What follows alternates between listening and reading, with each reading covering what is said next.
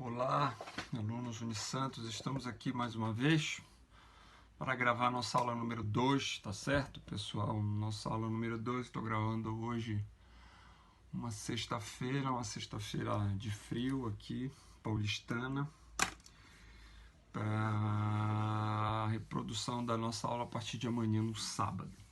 Hoje nós vamos trabalhar dois assuntos. Eu acho, inclusive, que a nossa aula vai ser um pouco mais curta do que costuma ser. Eu acredito que seja assim, não sei se vai acontecer. Nós vamos trabalhar hoje sentença e coisa julgada. Por que eu estou trabalhando sentença e coisa julgada? Eu estou trabalhando sentença e coisa julgada porque eu vou precisar desses conceitos para começar os assuntos pertinentes ao processo do trabalho 2, que é recurso e execução, recursos e execução.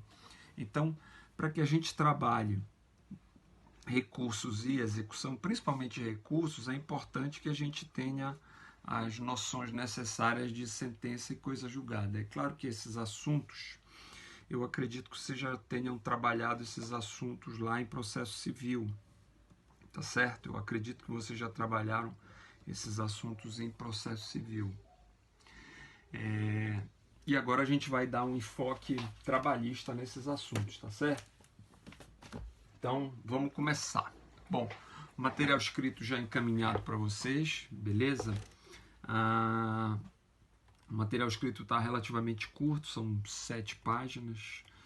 E a ideia é apresentar para vocês alguns aspectos gerais de sentença e alguns aspectos gerais do Instituto da Coisa Julgada.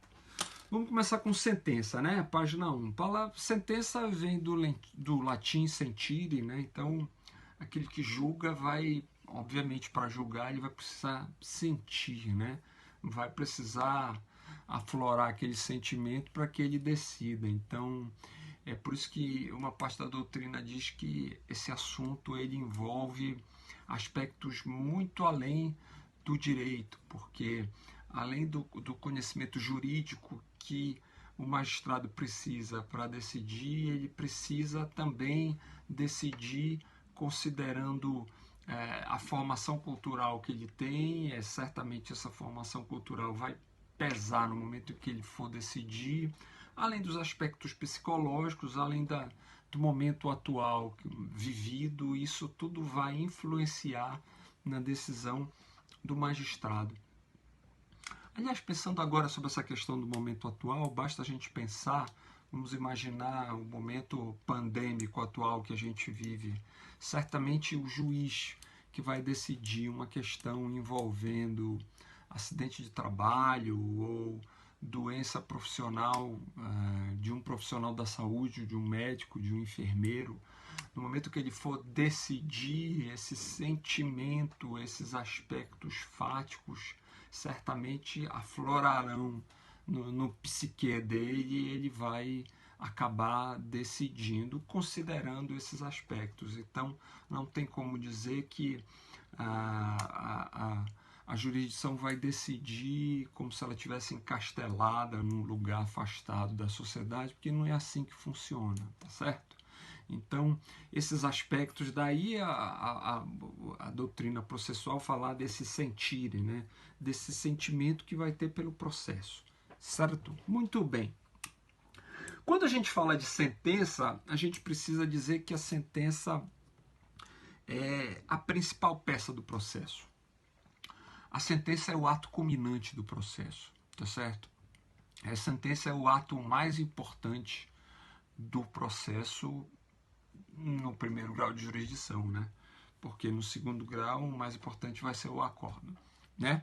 Então, a sentença é o ato processual neste momento, no primeiro grau de jurisdição, mais importante. É o momento em que se vai decidir efetivamente sobre aquela lide posta para ser conhecida pela jurisdição. Certo? Bom, aí quando a gente fala em sentença, e aí eu não vou falar do conceito do código passado, da sentença, eu não vou falar que o CPC anterior dizia que com a sentença o juiz, era o conceito que tinha no CPC anterior, que na sentença o juiz cumpria e acabava o ofício jurisdicional, porque não é isso, isso está ultrapassado, não vamos entrar nesse assunto. A gente vai entrar no assunto do CPC atual, que diz que a sentença, e a gente vai lá, eu vou já citar o artigo 203, sentença está relacionado a esse ato importante e sentença está relacionado ao momento jurisdicional do processo. É o momento jurisdicional em que o juiz vai decidir analisando o mérito ou vai decidir extinguindo o processo sem julgamento do mérito. É exatamente por isso que o conceito de sentença lá do artigo 203 do CPC, que está citado aqui no programa de vocês, aqui no roteiro de vocês, 303, parágrafo 1º do CPC diz: ressalvadas as disposições expressas dos procedimentos especiais, sentença é o procedimento por meio do qual o juiz, com fundamento no artigo 485 e a 487 do CPC, o 485 é aquele e o 487 são os dois dispositivos que tratam um fala do julgamento com julgamento de mérito, a decisão com julgamento de mérito, e o outro dispositivo fala da extinção sem julgamento do mérito. Então aqui, esse dispositivo do CPC está dizendo que é o pronunciamento por meio do qual o juiz vai apreciar o mérito ou vai extinguir sem julgamento do mérito. É exatamente isso que ele está falando. Pondo fim à fase cognitiva, é o que diz o dispositivo legal aqui do procedimento comum. Bem como extinguindo a execução. Essa última parte eu não vou entrar porque eu ainda não falei de execução com vocês. Então, neste momento, o conceito legal está dizendo que a sentença, pelo conteúdo, vai analisar ou não o mérito, certo? E vai, por fim, a fase de cognição do processo. Lembrem na nossa aula anterior que a gente disse, e eu vou repetir novamente, que o processo é a soma da fase de conhecimento mais a fase de execução.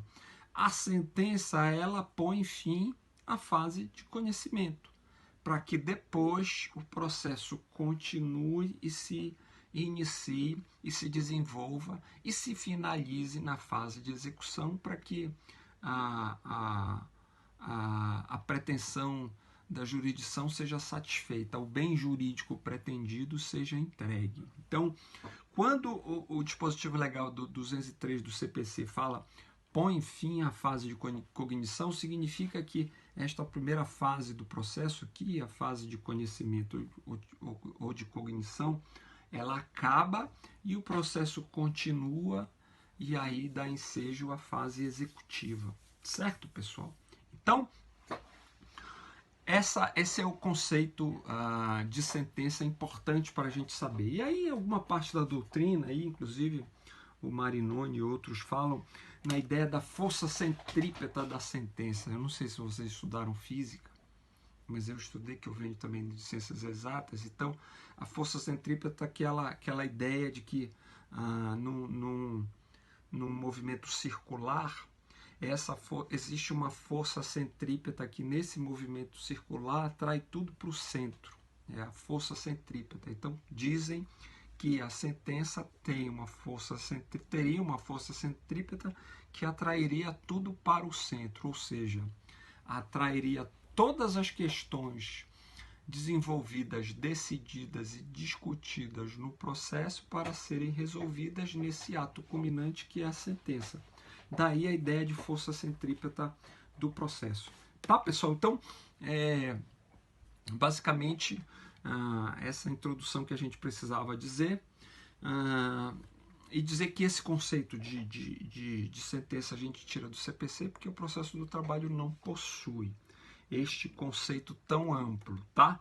O processo do trabalho tem um dispositivo legal que eu vou citar para vocês, que trata dos elementos essenciais que devem constar na sentença, que é a segunda parte do assunto que a gente está tratando aqui, que a gente vai desenvolver aqui. Então, ultrapassado essa ideia desse conceito de sentença relacionado à posição que a sentença está e mais o conteúdo que ela tem, a posição que ela está significa que ela finaliza a fase de cognição e o conteúdo significa que ela decide apreciando o mérito ou extinguindo o processo sem julgamento do mérito, esta é a primeira parte, certo? A segunda parte são os elementos essenciais que compõem a sentença. Neste momento, quando a gente vai falar em elementos essenciais ou elementos formais, aí a gente vai utilizar a CLT, porque a CLT tem um dispositivo expresso tratando desse assunto, certo? Que é o artigo 832, que está no roteiro que eu encaminhei para vocês, tá certo? É o roteiro que vocês vão encontrar amanhã quando começar a aula de vocês, tá? O artigo 832 da CLT diz: da decisão deverão constar o nome das partes, o resumo do pedido da defesa, a apreciação das provas, os fundamentos da decisão e a respectiva conclusão. Quando a decisão, parágrafo 1º, quando a decisão concluir pela procedência do pedido, determinará o prazo e as condições para o seu cumprimento. Parágrafo 2º, a decisão mencionará sempre as custas que devam ser pagas pela parte vencida. Então, esses elementos essenciais aqui, nada mais, nada menos, dizem que a sentença tem que conter um relatório, que é onde está o nome das partes, o resumo do pedido da defesa, certo? E o que aconteceu no processo, certo? Esta sentença tem que ter a fundamentação, que é um momento em que se vão apreciar os fatos em cotejo com o direito e com as provas produzidas para que seja decidido. E o terceiro elemento da sentença é a conclusão ou relatório, que é a parte final, que é o dispositivo da sentença. Tá? Então, eu vou explicar isso melhor pelo CPC, como sempre. O CPC diz, vejam bem, como o CPC é um pouquinho mais completo que a CLT. Em relação aos requisitos formais da sentença, o CPC diz, artigo 489. 489 do CPC está no roteiro de vocês, final da página 1. São elementos essenciais da sentença. Inciso 1º, o relatório, que conterá o nome das partes, a identificação do caso, com a soma do pedido e da contestação e o registro das principais ocorrências havidas no andamento do processo. Então, o relatório vai identificar o processo, vai identificar as partes do processo, o relatório vai identificar os pedidos que são postos no processo, e o relatório vai apresentar os principais passos percorridos ao longo do caminho do processo. Então, vai citar que houve audiência, que houve mais de uma audiência, que houve perícia, etc. Vai relatar, é por isso que o relatório se chama relatório. O relatório vai relatar o que aconteceu desde a petição inicial até o final da instrução. Neste momento, vai se passar para o que a gente chama de fundamentação. A fundamentação, inciso 2º do artigo 489 do CPC, o juiz vai analisar as questões de fato e as questões de direito e as provas que foram produzidas, vai cotejá-las e vai chegar numa determinada conclusão, construindo uma fundamentação, levando-se em consideração estes parâmetros, certo? Isto a gente chama de fundamentação, que é o segundo elemento da sentença. O primeiro é o relatório, o segundo é a fundamentação, e o terceiro elemento é o chamado dispositivo. O dispositivo da sentença, ou alguns chamam de conclusão, no dispositivo o juiz vai dizer se ele acolhe ou se ele rejeita o pedido, se ele extingue o processo sem julgamento do mérito, se ele acolhe a prescrição, se ele julga o pedido A procedente, se ele julga o pedido B improcedente. Este dispositivo é o elemento mais importante da sentença, porque é daí que a gente vai tirar a parte da sentença que vai transitar em julgado. Ou seja, o dispositivo, como regra geral, e aí, obviamente, no direito sempre tem exceções, isso a gente vai ver mais para frente, mas a regra geral é que o dispositivo, os pedidos apreciados no dispositivo é que vão transitar em julgado, certo, pessoal? Então, por isso que uma parte da doutrina diz que o dispositivo é a parte mais importante da sentença, porque é onde pulsa lá o coração da sentença, é onde os pedidos são apreciados. Aí, pessoal, o CPC, o artigo 489, ele é um pouco mais explicativo em relação aos aspectos que devem constar na sentença. Eu vou fazer um apanhado singelo disso aqui, porque esse é um assunto um pouco mais complicado, que talvez mereça ser apreciado em sede de pós-graduação. Mas eu vou trazer os limites que a gente precisa empreender para o nosso momento de graduação e principalmente considerando que isso é um assunto de processo civil que a gente está analisando aqui também, processo do trabalho. Então vamos lá. O parágrafo 1º desse dispositivo do 489 do CPC diz, eu vou ler e vou explicando. O parágrafo 1º diz, não se considera fundamentada qualquer decisão, seja ela interlocutória, sentença ou acórdão, que. Então, não se considera fundamentada, tá certo? Qualquer decisão, e aqui a gente está tratando sentença, que, certo? Portanto, é uma decisão, se ela não é fundamentada, ela merece a anulação. Mas aí a gente vai chegar nisso mais na frente. Não se considera fundamentada quando? Ou ela merece anulação, ou ela merece ser reformada, dependendo da situação. 1. Se limitar à indicação, à reprodução ou à paráfrase de ato normativo sem explicar sua relação com a causa ou a questão decidida. Ora, eu indico algo, eu reproduzo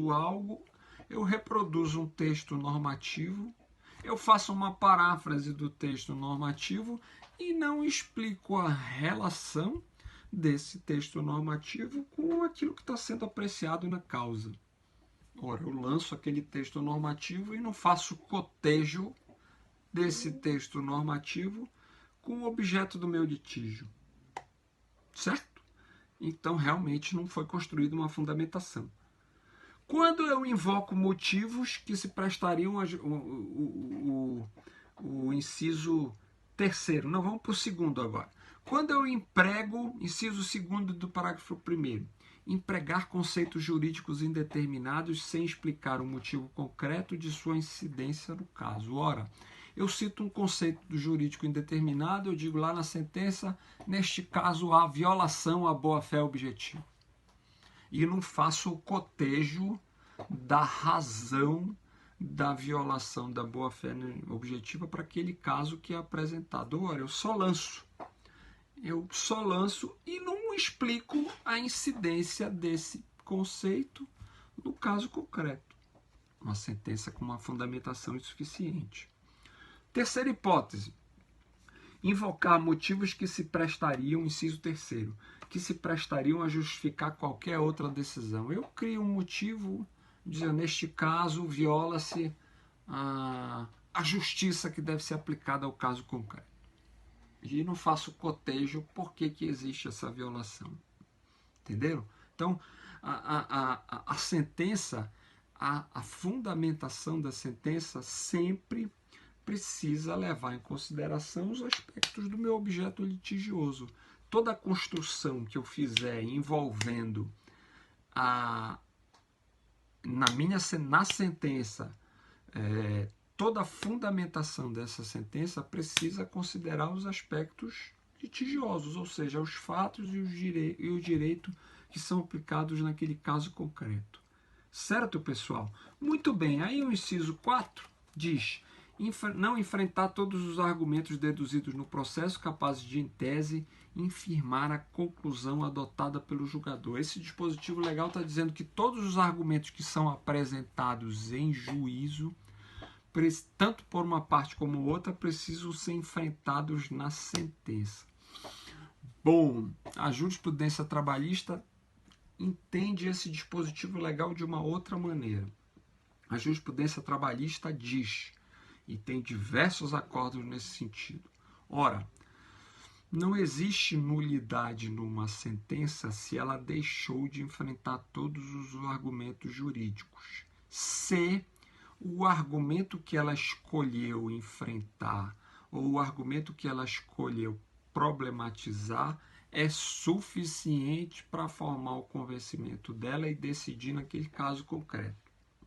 Então, se foram apresentados diversos argumentos jurídicos embasando uma determinada pretensão, o juiz pode, na decisão, ou optar por utilizar um daqueles argumentos jurídicos apresentados ou um outro completamente diferente, certo? Tá? Porque o juiz não está vinculado aos argumentos jurídicos que são apresentados pela causa. Não é isso? É o tal do princípio da jura novit curia, né? O que eu tenho que me vincular são os fatos e não o direito, né?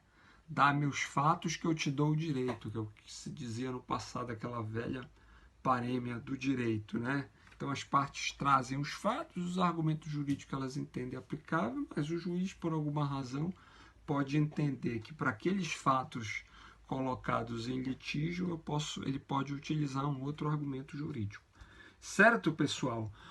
Isso demora para explicar. Inciso 5º.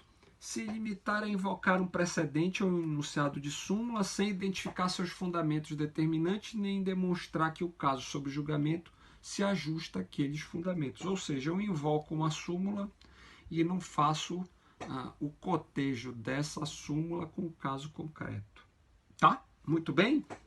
Aí eu avanço um pouquinho nesse dispositivo legal e vou lá para o parágrafo 2º do artigo 489, que trata de uma técnica que eu já citei para vocês, que é chamada técnica da ponderação. Vejam bem o que diz o inciso 2º do artigo 489 do CPC. No caso de colisão entre normas, o juiz deve justificar o objeto e os critérios gerais da ponderação efetuada, enunciando as razões que autorizam a interferência na norma afastada e as premissas fáticas que fundamentam a conclusão. Eu já falei da técnica da ponderação para vocês quando eu falei de conflito de princípios. Então tem dois princípios em conflito. O juiz vai lá e diz, para este caso concreto eu vou optar por dar prevalência a esse determinado princípio em detrimento do outro e construo a minha motivação para escolher um princípio em detrimento do outro por intermédio da técnica da ponderação. Eu vou ponderar os dois princípios e vou decidir qual é o que vai prevalecer no caso concreto. Muito bem. Só para dizer para vocês aqui, continuando, que este dispositivo do 489 do CPC já foi acolhido pela jurisprudência trabalhista por intermédio da Instrução Normativa número 39.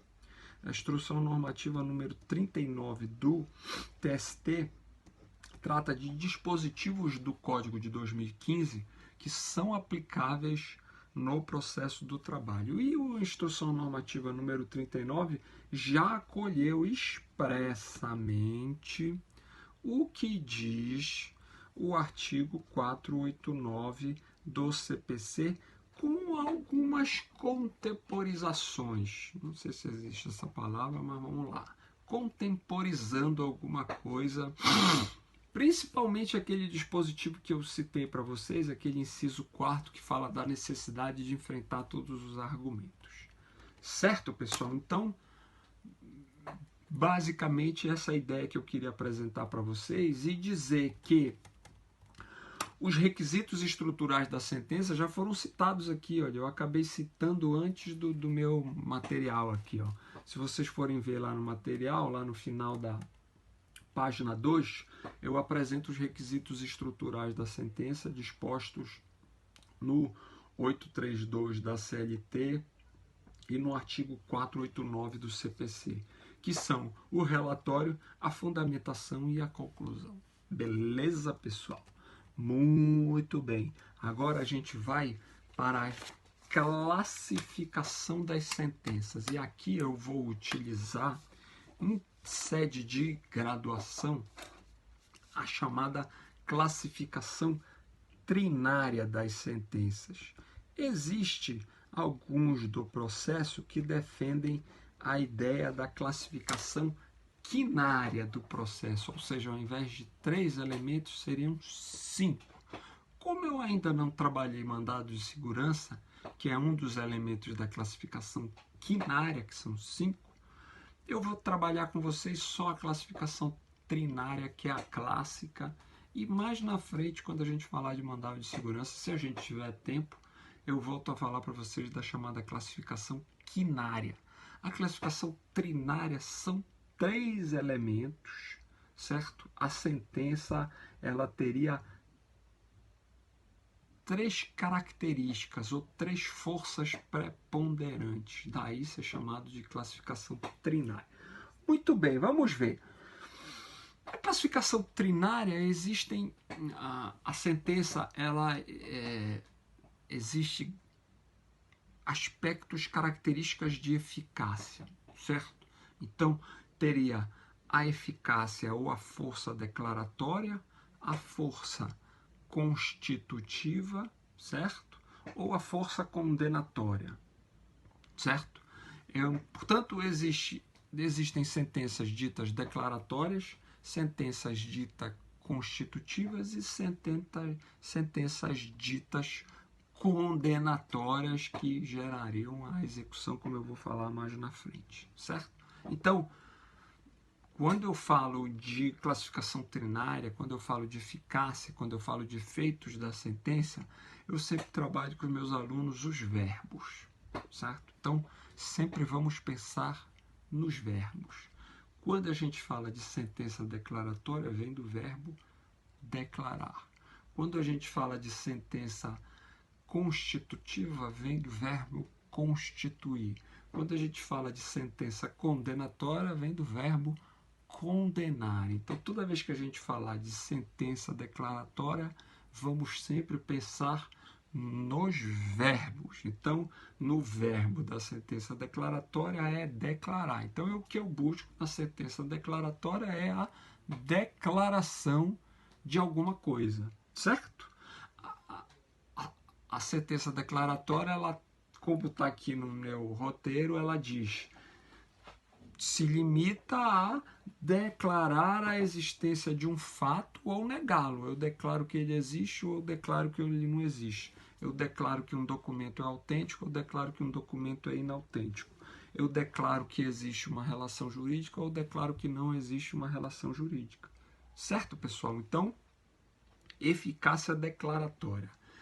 Eficácia declaratória está lá no artigo 19 do CPC e eu vou já depois trazer, para o cenário do processo do trabalho. Muito bem, vamos lá. Artigo 19 do CPC. O interesse do autor pode limitar-se à declaração 1. Da existência, da inexistência ou do modo de ser de uma relação jurídica, da autenticidade ou da falsidade de um documento. Então, vejam, declaração, eu busco apenas o efeito declaratório. Alguns dizem, e eu concordo, que a eficácia declaratória, ela precede sempre qualquer eficácia nas relações jurídicas. Então, se eu busco uma condenação de alguém, se eu busco que alguém pague alguma coisa, eu preciso primeiro declarar que ele é devedor para depois buscar condená-lo no pagamento. Entenderam? Entenderam a ideia? Entenderam a ideia? Então, diz-se, e eu concordo, eu acho que a maioria dos casos, antes de alcançar uma condenação, antes de alcançar uma constituição, eu preciso declarar algo. Então, vamos trazer isso para o nosso cenário do processo do trabalho. Quando eu busco, e esse exemplo é clássico para vocês entenderem, Quando eu busco a condenação de verbas trabalhistas de alguém, eu primeiro preciso declarar que aquele cidadão é empregado. Então, quando eu dou as minhas aulas de prática, eu espero dar para vocês prática do processo do trabalho logo mais quando vocês fizerem, para os meus alunos de prática, eu sempre, nos pedidos das ações, eu sempre separo os pedidos declaratórios, sempre começando. Então, é sempre um pedido declaratório, depois um pedido constitutivo, depois um pedido condenatório. Então, sempre primeiro declarar algo para depois buscar a condenação, quando é necessário. Quando a relação de emprego já é conhecida, eu não preciso declarar aquilo. Mas quando tem questionamentos em relação à relação de emprego, eu primeiro preciso declarar que existe aquela relação de emprego para depois eu buscar as condenações das verbas trabalhistas decorrentes da relação de emprego. Daí o argumento razoável que se diz que, via de regra, as sentenças sempre devem partir da eficácia declaratória. Entenderam? Muito bem. Então, e mais uma coisa. Existe uma classificação de uma parte da doutrina do processo que faz a distinção entre sentença autossuficiente e sentença que não é autossuficiente. A sentença autossuficiente é aquela que por si só já se basta. É mais ou menos aquele cidadão, aquele homem ou aquela mulher que moram sozinhos e diz que não precisa de ninguém, não precisa de família, não precisa de nada, porque eles mesmos já se bastam, né? Então, e existem aquelas decisões, aquelas sentenças que não são autossuficientes. Ou seja, precisam de algo para que elas tenham eficácia. É aquele que precisa de alguém, que não pode ficar só, né? Então, a sentença declaratória é uma sentença autossuficiente, porque ela não precisa de mais nada para gerar eficácia. Eu declaro que aquele documento é falso, ou eu declaro que aquele documento é verdadeiro e acabou. Não preciso mais de nada, certo? Eu declaro que aquela relação de emprego existe, eu posso pedir só isso, ou eu declaro que ela não existe, certo? Acabou. Eu declaro que existe uma relação jurídica, ou eu declaro que não existe e acabou. Já a sentença condenatória, que a gente vai ver já já, esta condenação exige uma posterior execução. Logo, esta sentença não é autossuficiente, porque ela vai precisar de algo a mais para que ela seja efetivada no mundo dos fatos. E por isso que ela não é autossuficiente. Certo? Muito bem. O outro conceito de eficácia de sentença aqui, da classificação das sentenças, são chamadas sentenças constitutivas. A sentença constitutiva, vejam, acompanhem comigo aí, eu acho que essa aula já não vai ser tão curta como eu imaginava, como sempre. A sentença constitutiva é aquela que cria, modifica ou extingue uma determinada relação jurídica. Certo? Eu crio, eu extingo uma determinada relação jurídica. Então, um exemplo não trabalhista. E a sentença constitutiva também é autossuficiente, ela não precisa de mais nada. Aí eu trago um exemplo para vocês. Portanto, o verbo aqui é extinguir, constituir e modificar. Essa é a sentença constitutiva. Então, tem um cenário A, vem a sentença e modifica esse cenário A e diz, isso aqui não é mais A, isso aqui é B. Certo? Então, exemplo clássico aqui, ação de divórcio. Lá vamos para o direito de família. Tinha um casamento. A sentença de divórcio é uma sentença que desfaz aquela relação jurídica. Certo? Portanto, é uma sentença que modifica aquela relação jurídica que estava posta. É uma sentença constitutiva. Ela muda aquele cenário. Certo? Ela desconstitui um matrimônio. Certo, pessoal? Muito bem? Beleza? Muito bem. Sentença condenatória, essa é a clássica e a mais conhecida de todas. Sentença condenatória é aquela que impõe uma obrigação para alguém, certo? Uma obrigação de pagar a uma tutela específica. Vejam que a doutrina lá do processo italiano já dizia que antes de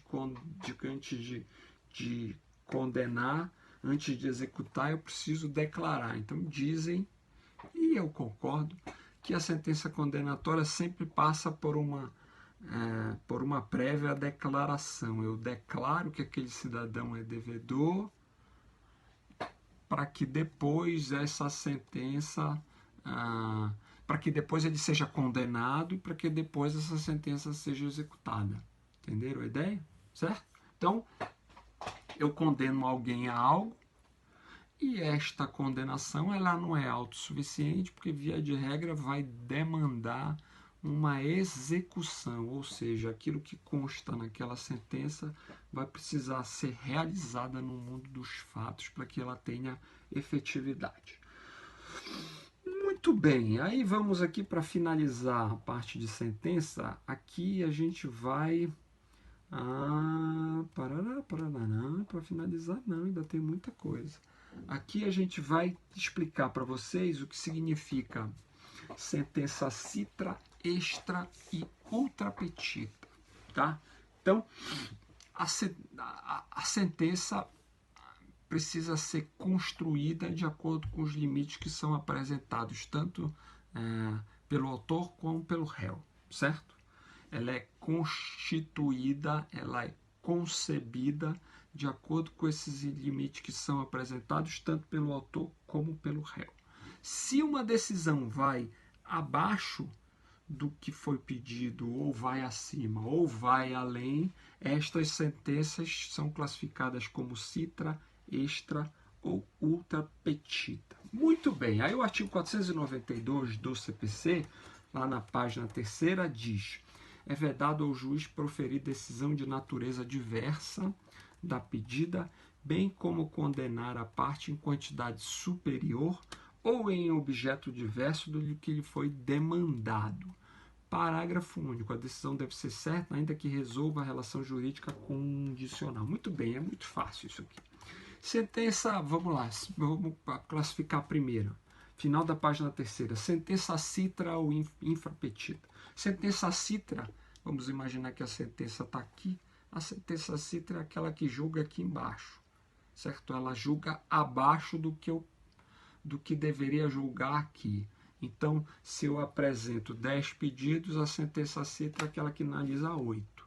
É a sentença que deixa de analisar todos os pedidos que são apresentados. Então, se eu peço hora extra e dano moral, a sentença citra é aquela que só vai analisar, por exemplo, dano moral e não vai analisar a hora extra. Essa sentença citra vai ter uma consequência que a gente vai trabalhar mais na frente quando a gente tratar de recurso. A sentença ultra é aquela que vai além do que é pedido. E aí eu coloquei, aí eu preciso, para explicar o ultra e o extra, é preciso trabalhar com vocês uma ideia, digamos assim, visual. Vamos lá, visual, para fazer a distinção. O que é ultra é aquilo que vai além do que decide a sentença, seguindo uma determinada linha reta, certo? Então, vamos imaginar que eu peço 10 em dano moral coletivo e a sentença condena em 100. Então, eu fui além dentro de uma linha reta. Eu sigo uma linha reta de entendimento dentro daquele mesmo pedido. Por isso que é ultra, certo? Eu vou além do pedido, mas observando os limites daquele pedido que foi apresentado, certo? Por isso que, como se fosse uma linha reta, é o pedido e o tracejado lá em cima é o ultra. Aquilo ultrapassou aqui, tracejando aqui. Aí eu acho que eu estou muito matemático hoje, né? Certo? Então eu vou além dentro daquela linha. Já o extra, aí o exemplo que eu trouxe trabalhista para vocês. Eu peço rescisão indireta e verba, eu peço, na minha ação trabalhista, eu peço rescisão indireta. Aí o juiz vem e dá, além da rescisão indireta, as verbas rescisórias decorrentes da rescisão indireta. Ou seja, eu fui seguir a minha linha aqui, tracei uma reta, só que eu não pedi essa segunda parte aqui, eu só pedi até aqui, que foi a minha rescisão indireta. E aí o juiz foi além daquele meu pedido e deu além do que eu pedi. Este é o ultra. O extra é aquilo que ultrapassa por completo essa linha. Eu estou numa linha aqui e o juiz que dá extra corta para cá. Entenderam a ideia? Ele não vai nesta linha de raciocínio. Ele vai para cá. Ele dá algo que não tem absolutamente nada a ver. É algo que escapa por completo daquele raciocínio anterior. Então, eu peço dano moral na minha linha aqui, aí o juiz vai e condena em hora extra. Não tem absolutamente nada a ver o lá com o crá. Neste caso é extra. Pronto, é aquilo que não tem nada a ver o lá com o crá. Este é extra petita. Tá, pessoal? Eu espero que vocês tenham entendido. Aí a gente vai ver um outro assunto que se chama julgamento antecipado e parcial do mérito. O julgamento antecipado e parcial do mérito está previsto no CPC, é um instituto do CPC. Vamos lá, aí para explicar isso aqui, eu já desde logo dizendo que o julgamento antecipado e parcial do mérito do CPC se aplica no processo do trabalho. Ponto. Tá? Então, o julgamento antecipado parcial do mérito está previsto lá no artigo 536 do CPC, que diz: o juiz decidirá parcialmente o mérito quando um ou mais dos pedidos formulados ou parcelas deles 1. Mostrar-se incontroverso. 2. Estiver em condições de imediato julgamento nos termos do artigo 355. Então, quando eu falo de julgamento antecipado parcial do mérito, eu estou dizendo que existe uma ação com vários pedidos e alguns desses pedidos ou algum deles, por alguma razão, amadurece para ser julgado e os outros não. Se um deles amadurece para ser julgado, o juiz vai decidir, vai julgar antecipadamente, de maneira parcial, o mérito. Certo? Então, é exatamente isso do que se trata o julgamento antecipado parcial do mérito. Aí eu trouxe um exemplo aqui para vocês trabalhista. Réu reconhece em audiência a ocorrência de assédio moral. Então, eu peço, na minha ação trabalhista, assédio moral e adicional de periculosidade. Certo? Minha ação trabalhista tem 2 pedidos distintos. Em audiência, o réu vai e diz assim: de fato houve assédio moral. Eu confesso o assédio moral. Certo? Muito bem. O adicional de periculosidade só pode ser provado por prova técnica, como a gente já estudou antes, de acordo com 199 da CLT. Para que reconheça o adicional de periculosidade, eu preciso determinar uma prova técnica. Ao final dessa instrução, eu vou ter um pedido pronto para ser julgado, que é o assédio moral, que já não é mais objeto de controvérsia, ele é incontroverso porque foi confessado, e um outro pedido técnico que precisa de perícia. O que é que o juiz pode fazer? Julgar antecipadamente o mérito em relação ao assédio moral. Certo? O TST, de acordo com a mesma instrução normativa que foi citada para vocês, já reconheceu a aplicabilidade do artigo 536 do CPC no processo do trabalho. Logo, o Instituto do Julgamento Antecipado Parcial do Mérito se aplica ao processo do trabalho. Eu acho, pessoal, que não vai dar para a gente ver coisa julgada, não. Eu vou ver só sentença e vou deixar coisa julgada para a próxima aula, tá? A gente já está chegando a quase 45 minutos. Só de julgamento, de sentença, ainda tem algumas coisas para ver. Se a gente for pegar coisa julgada, aí vai ficar muito pesado. Então eu vou deixar registro aqui que eu vou deixar coisa julgada para a próxima aula. Nesta aula a gente vai trabalhar só sentença, com mais calma. Aí a gente vai chegar aí por volta de uma hora e pouco de aula. Tá bom, pessoal? Então, beleza, vamos lá. Onde eu estava? Muito bem, eu já citei o julgamento antecipado parcial de mérito, então vejam que é um instituto que não é muito aplicado no processo de trabalho na realidade prática, mas ele é plenamente cabível.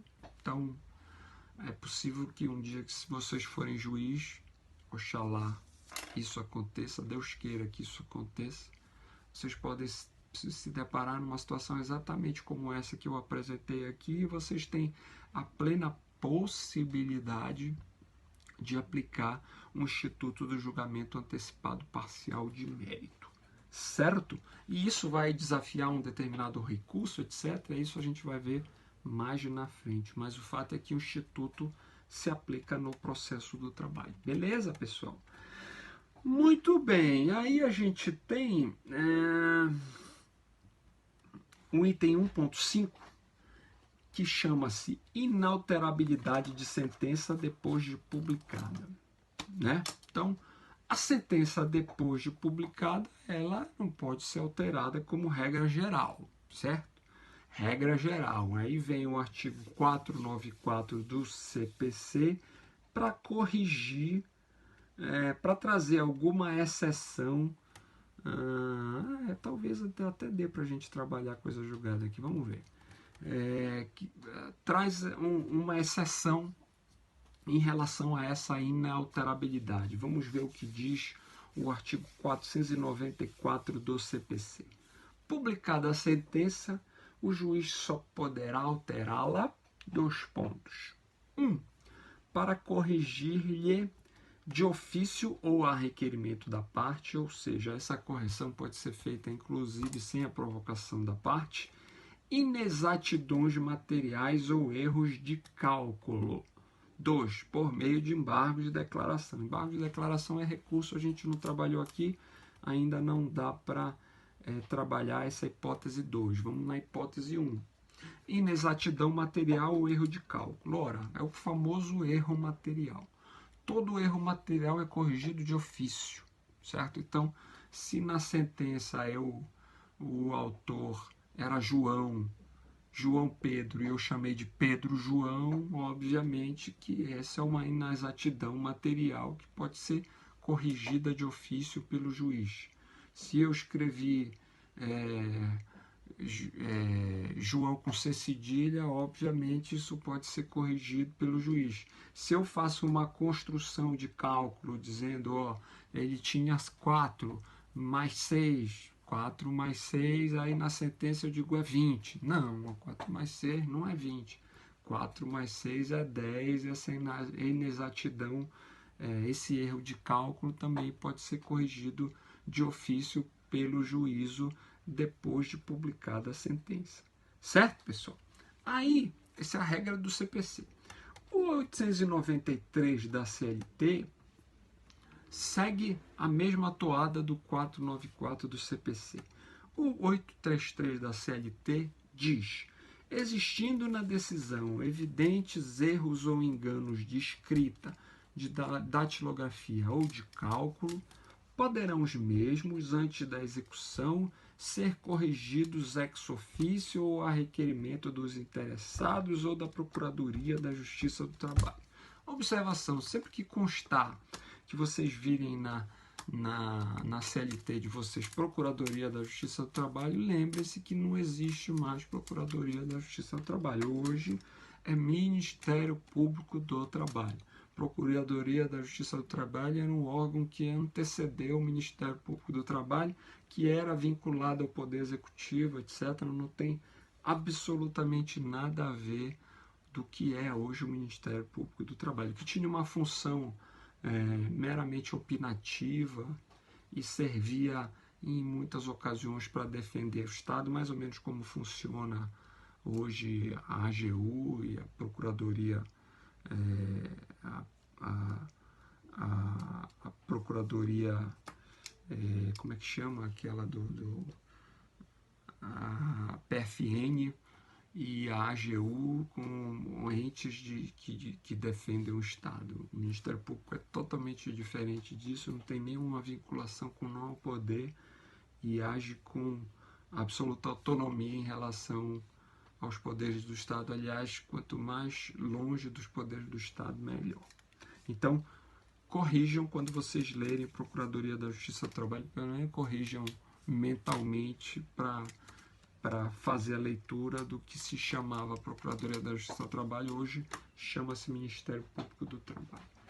Pessoal, eu acho que dá para a gente ver aqui o início de coisa julgada, pelo menos, né? Será que dá para a gente ver? E a gente deixar um restinho. Vamos ver se a gente completa pelo menos 1 hora aí da nossa aulinha. Beleza? Então vamos lá. Vamos começar então coisa julgada, os aspectos gerais, e depois a gente deixa o resto para a continuação da nossa próxima aula, e aí a gente já vai começar recursos. Muito bem. Quando eu falo de coisa julgada, via de regra eu estou falando de um efeito da decisão que torna-a imutável. Essa é a ideia mais importante de coisa julgada, ou seja, busca-se tornar uma decisão imutável como um efeito, como uma qualidade em benefício da segurança jurídica, porque os conflitos não podem perdurar para sempre. Uma hora eles precisam acabar, e no momento que eles acabam, vai se chegar à imutabilidade daquele conflito alcançado por intermédio da chamada coisa julgada. E aí, quando a gente fala dessa imutabilidade, a gente está falando de coisa julgada material, e aí daqui a pouco a gente vai fazer a distinção entre a coisa julgada material e formal.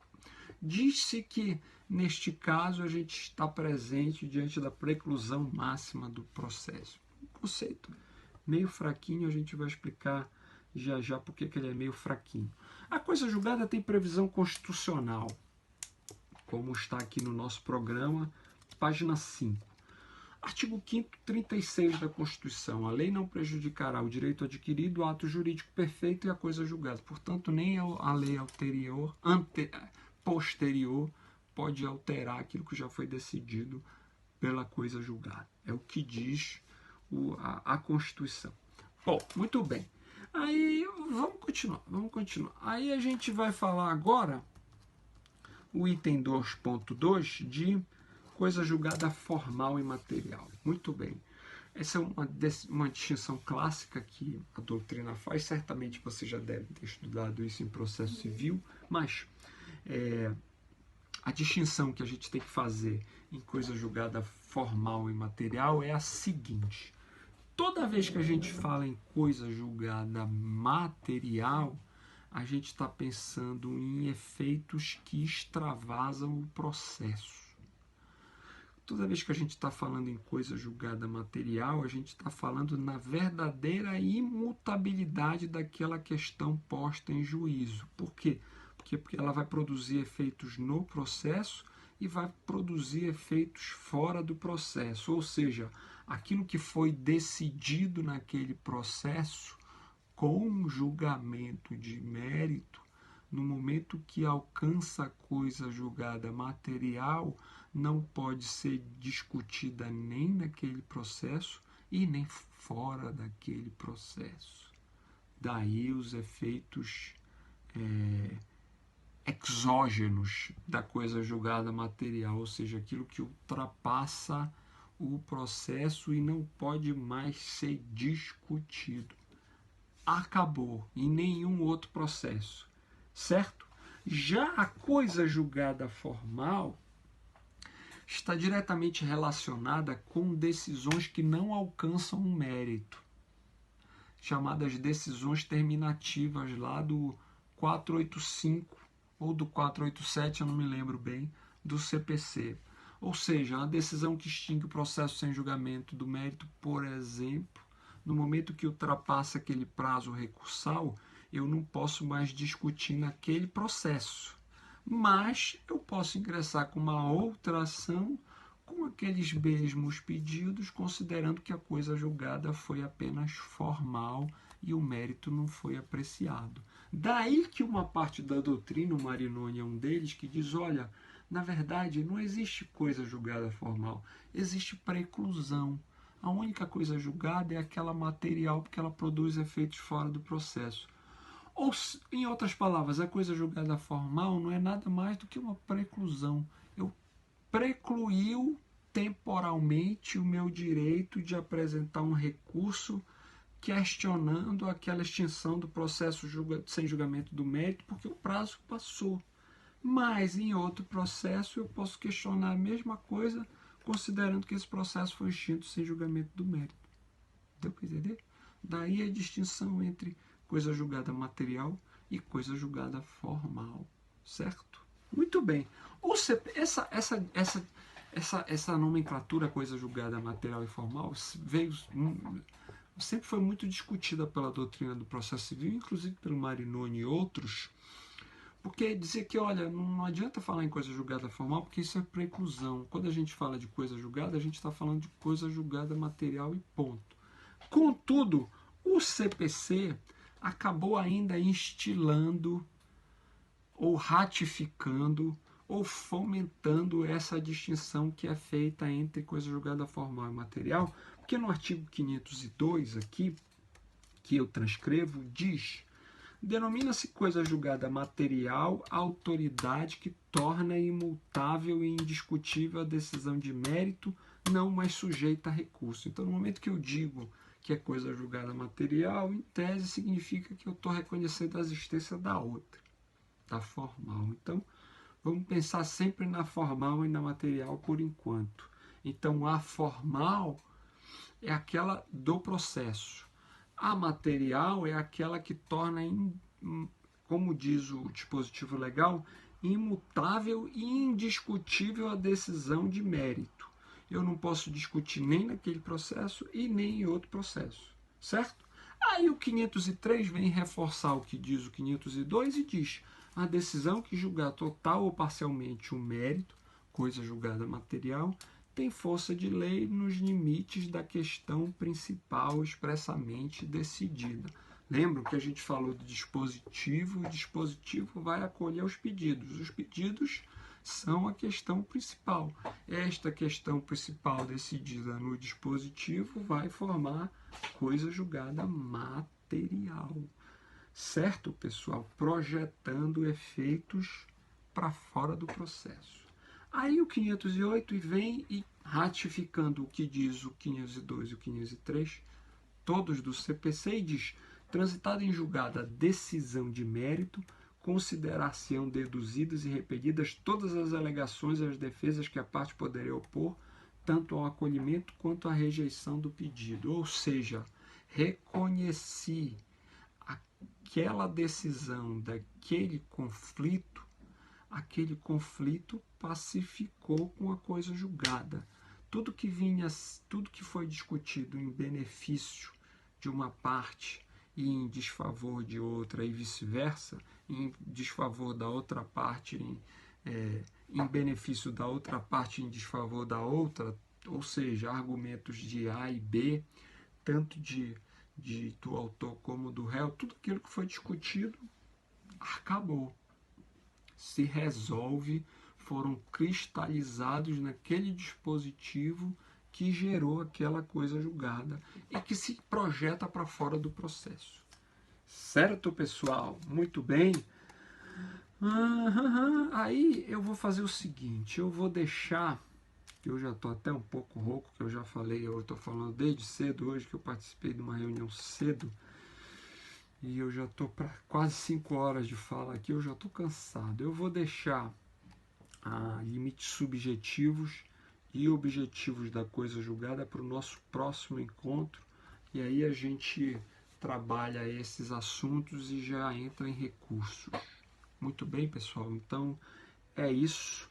Muito obrigado. Eu vou adequar aqui o meu plano, parando aonde eu apresentei para vocês e deixando como continuação da coisa julgada para o nosso próximo encontro, ocasião em que a gente vai finalizar a coisa julgada e vai começar a trabalhar teoria dos recursos no processo do trabalho.